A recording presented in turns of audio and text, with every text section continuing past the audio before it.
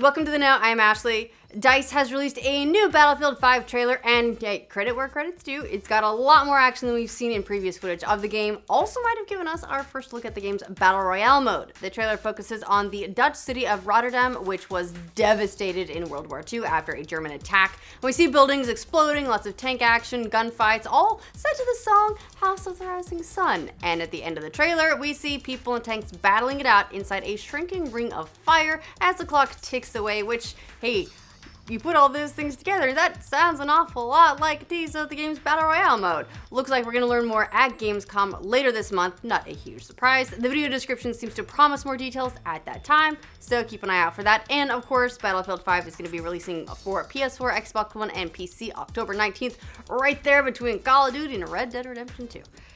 The studio behind Halo Infinite has given fans some clarification on where the upcoming game fits in the lore of the franchise. Specifically, fans have been wondering if Halo Infinite is the 6th Halo. Well, 343 Industries' Jeff Easterling said on Mixer recently that it is. Specifically, Easterling said, you should just consider it Halo 6. Don't think of it as a weird prequel kind of thing. It's the next story. It's the next chapter in what's going on. We know Microsoft has been trying to get away from numbered Halo games, and so they just destroyed numbers entirely with Infinite, I guess. But still, it is good to have cleared up where exactly it fits. Still no gameplay footage yet. Probably won't have any for a long while, since what we did see was more of an engine teaser than anything, but we know the game will have more of a focus on Master Chief, so definitely gonna keep an eye on that one for a long while. If you need your Monster Hunter fix on the Switch, good news for you. Kind of. The demo for the upcoming Monster Hunter Generations Ultimate, no, not World, but Generations Ultimate, is out today on the Switch. That's according to a tweet from the official Monster Hunter account, so you'll get a chance to see if the game might be right for you. Nintendo Life says the game's got 3 missions, and you'll have 14 weapons to choose from. Monster Hunter Generations Ultimate might not be quite as user-friendly as something like Monster Hunter World, which has set all kinds of sales records, most recently on PC, which is awesome, but if you've been looking for a new adventure after you played World, or if you don't have a PC or an Xbox or a PS4 at all, well hey, this is a nice excuse to jump back in. The full game is releasing August 28th, so if you like the demo, not long to wait. Speaking of the Switch, the indie first-person exploration game Gone Home is coming to the Switch next week. The critically acclaimed game is set in the mid-90s, and you play as a woman who's returned to her family home in rural Oregon, but your family's gone and the house is empty, so you gotta figure out why. The game initially came out for PC in 2013, and critics absolutely loved it. It was a darling. It won Polygon's Game of the Year honor. The New York Times called it the best video game love story ever told. You'll be able to download Gone Home via the eShop on August 23rd if you haven't played it yet and you still have an interest to. A new game that lets you get romantic with your weapons has been funded on Kickstarter, so we can all look forward to that. It's called Boyfriend Dungeon, and it was announced back in 2017 from developer Kitfox Games. Recently, the studio started a Kickstarter for it with a goal of just under $50,000. That was very quickly met. Now it's raised more than $80,000 with more than 3,000 backers so far. Kitfox describes the game as a shack and slash, which amazing genre, action RPG dungeon crawler in which the weapons you use transform into beautiful people. Kind of like Xenoblade Chronicles and the boob swords. You can take your weapons on dates to level them up, and you'll be able to date up to 6 weapons from swords to daggers. I don't know how you're gonna play like Fuck, Marry, Kill with a bunch of swords, but please let me know, because someone is going to figure that out. It's going to be amazing. Do you think they're going to get jealous of each other? Like, wow, I'm not even stepping out with the dagger a lot lately. What's up? The game is out in 2019 for Steam, Mac, PC, and Linux, and I cannot wait to get my hands on it. It's going to be utterly ridiculous. Hopefully in a good way. Anyway. Who says there aren't any more games for the 3DS? Because Nintendo just won't let it.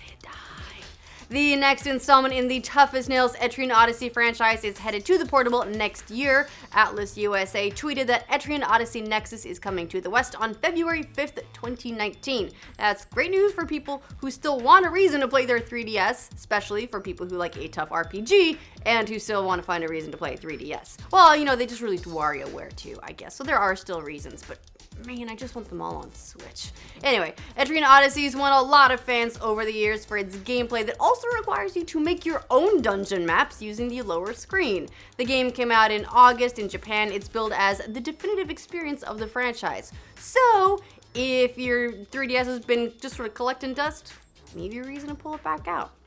We haven't heard much in the way of sales numbers for PlayStation VR in the past. Well, not in the recent past anyway. Now we do have an idea of how many headsets Sony has sold currently. PlayStation Europe tweeted this morning, over 3 million PlayStation VR headsets have now been sold around the world. Thank you for being a part of our PSVR community.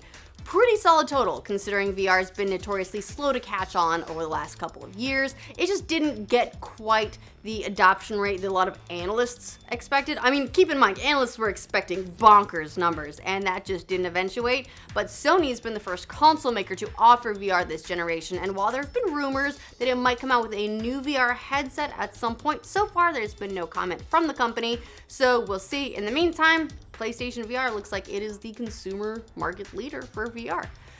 It looks like everyone's rolling out their new GPUs after Nvidia released a short video that was a sneaky announcement of its RTX 2080 processor, no relation to our RTX event. Now Intel is getting in on the act. The chipmaker tweeted a teaser video for its own upcoming GPU with the tagline, "We will set our graphics free." After a few stats about the company, Intel then showed a very shadowy shot of their new GPU. Don't expect it anytime soon though. Intel says it's coming 2020. So they're just really getting the hype engines for their GPU rolling.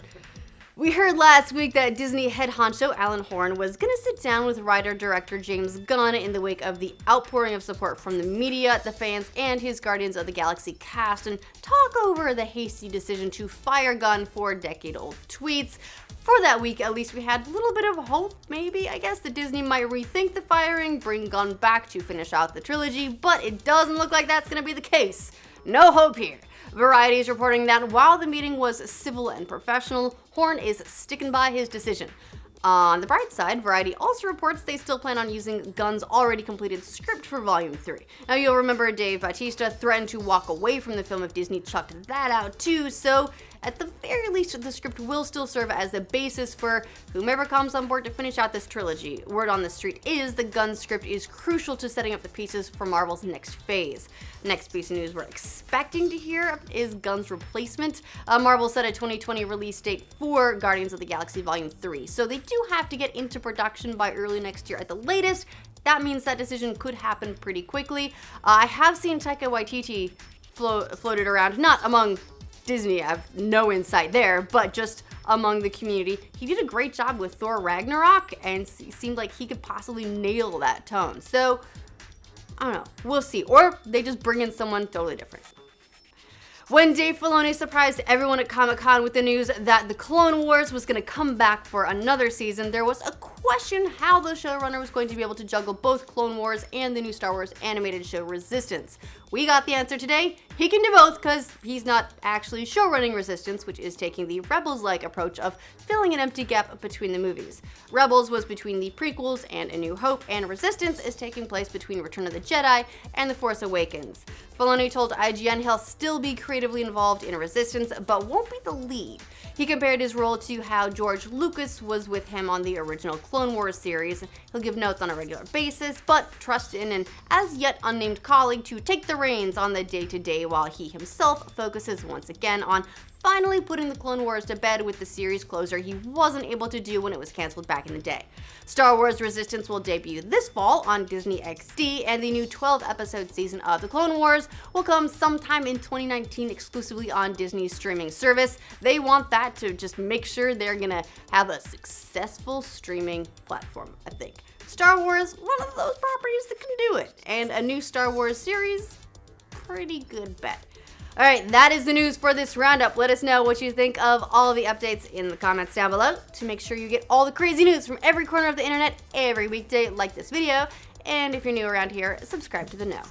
Which, amazing genre. As well as an action RPG dungeon crawler in which the weapons you use transform into beautiful people.